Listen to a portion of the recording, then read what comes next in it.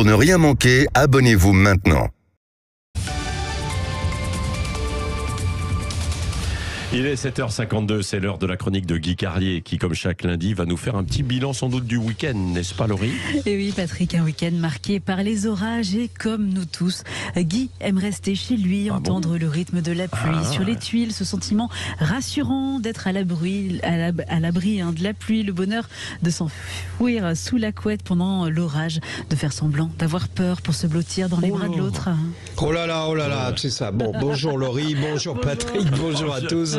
Non mais c'est vrai, le romantisme de la pluie bienfaisante qu'on attend. Vous savez, on a tous ces images de cinéma ou de la pub où on voit des femmes alanguies dans la moiteur d'une maison coloniale vêtues de chemises en lin aux boutons défaits, laissant apparaître l'esquisse d'un sein qui frappe leur flacon de gel douche au monoeil contre la rambarde de la terrasse en bois comme pour appeler la pluie. Et puis soudain, la première goutte qui tombe sur leur peau cuivrée dans l'échancrure de la chemise de lin et l'orage comme une délivrance. Les femmes sortent de leur torpeur, vident leur flacon de Tahiti douche sur le corps, sur leurs cheveux, qu'elles secouent ralenties dans un mouvement qui éclabousse autour d'elles. Bon, ça c'est au cinéma ou dans la pub, mais dans la réalité, Bernard ce week-end attendait l'orage en zone pavillonnaire, en regardant la télé sur son lit avec un ventilateur à fond sur la table de nuit, simplement vêtu d'un slip que sa transpiration enroulait dans son sillon interfessier. Voilà, cette brève introduction pour vous dire que comme Bernard, j'ai regardé la télé tout le week-end.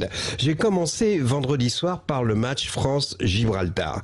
Rien que le nom de l'affiche est ridicule. Moi j'adore le foot, mais là franchement France-Gibraltar c'est impossible. J'aurais pas dû regarder. Je savais que j'allais m'emmerder. La dernière affiche du même genre c'était France-Île Féroé, et de la même façon que Féroé c'est une île minuscule peuplée essentiellement de moutons et de quelques bergers crétinisés à force d'union consanguine au fil du temps, Gibraltar c'est un rocher peuplé essentiellement de singes et de quelques touristes hollandais échoués là car il n'y avait plus assez d'argent pour la traverser vers le Maroc et qui passent leur journée à picoler en maillot de l'Ajax d'Amsterdam trop court, laissant apparaître des bourrelets de peau laiteuse brûlée de coups de soleil. À la fin du match France-Gibraltar, on se pose des questions sur le sens qu'on donne à sa vie, car si le sens de la vie c'est d'aller vers la qualité, là mon gars tu as pris la mauvaise route.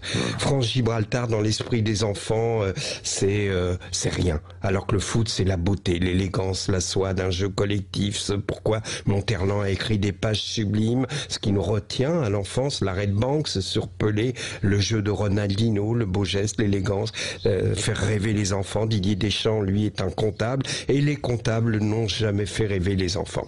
Mais samedi, Patrick, vous allez être heureux, j'ai regardé la finale du championnat de France de rugby, vous venez d'en parler, ce fut un beau match, avec tout ce qu'on aime dans ce sport, mais pourtant, dès la fin du match, sur toutes les chaînes d'infos, sur les réseaux sociaux, on était en breaking news, en édition spéciale, rien d'autre n'existait que l'image d'Emmanuel Macron buvant une Corona cul sec dans les vestiaires, et la polémique est née, alors que la seule question qu'on peut se poser, c'est où se situe cette bière de Macron sur l'échelle de Chiappa?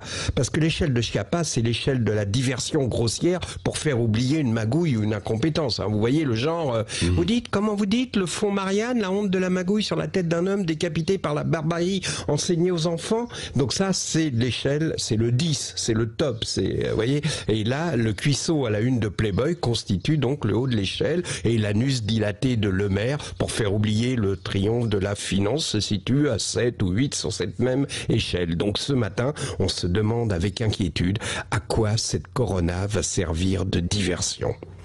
Peut-être tout simplement est-ce une image populaire, peut-être tout simplement est-ce pour faire oublier la réforme des retraites, peut-être tout simplement cette bière fait partie du on passe à autre chose. Allez, bonne journée à tous.